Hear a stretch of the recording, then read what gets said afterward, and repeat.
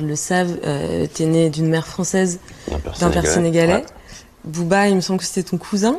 C'est mon cousin, ouais. Bouba Ali. Pourquoi t'as choisi ce pseudo? C'était un peu mon premier contact, entre guillemets. Le cousin avec qui je traînais la première fois que je suis allé. C'était pour faire le relais, j'ai choisi son nom plutôt que m'appeler, je sais pas, MC machin. Je sais pas. Et alors tout à l'heure, tu évoquais l'île de Gorée. L'île de Gorée Ouais. qui est au large de Dakar. Ouais. Alors justement, je voulais t'en parler parce que je pense que tu as vécu une expérience assez similaire à celle que moi j'ai vécue, petite, quand je suis allée sur cette île. Tout le monde, je pense. Tout le monde, effectivement. Surtout si t'es métisse. Je sais pas pour toi, mais moi, le fait d'être métisse, je tolère encore moins le racisme. Puisque je suis un mélange.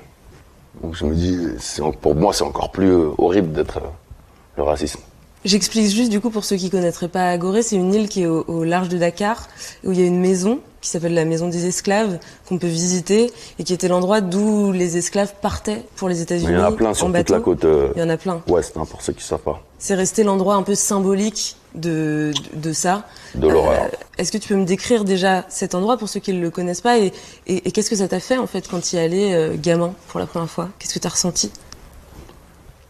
C'était la preuve que l'être humain est un fumier. Un grand fumier. Et la preuve de,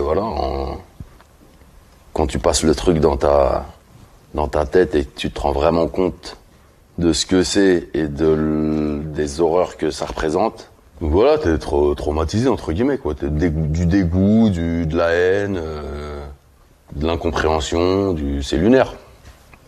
Après, tu imagines les viols, les tortures, les fouets, la vente. On prend ton enfant, on le vend, enfin, laisse tomber, quoi. Rien que d'en parler, c'est même dur à imaginer, quoi. Cette maison des esclaves que tu décrivais à l'instant, on la voit au tout début du clip de DKR. Ouais. DKR, ça a été un sacré moment dans ta carrière, je pense. Comment elle a été reçue au Sénégal, cette chanson? Bien, j'imagine. Intérêt, il manquerait plus que ça qu'ils aiment pas. Est-ce que tu as eu des retours particuliers? Est-ce que quand tu es retourné au Sénégal, on t'en parle? Regarde le clip, tout le monde danse dans le clip. Ouais, bien sûr. Je pense que c'est validé, je pense.